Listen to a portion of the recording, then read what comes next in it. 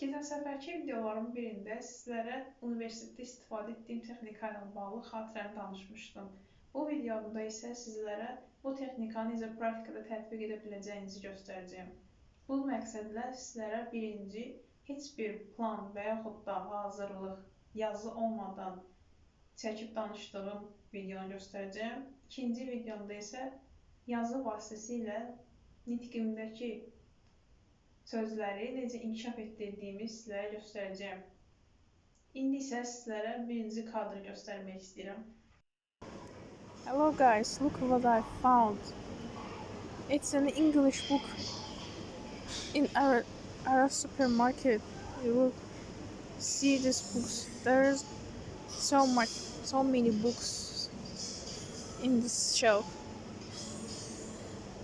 But unfortunately, I guess it's priced so expensive. Though it seems like it's second use, it's overused. Still priced so expensive for me. I don't know. What do you think about it? İndi isə sizlərə ikinci hissəni təqdim edirəm. Bu hissədə isə siz mənim yazılı halda, əvvəlcədən yazılmış formada hazırladığım nitqimi sərgilədiyim videonu görəcəksiniz.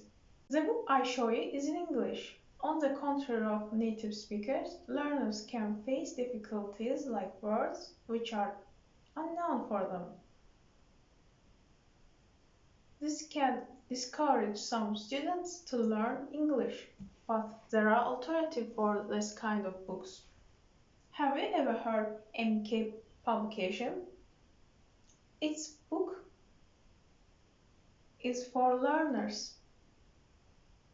The learners can find any level for their reading.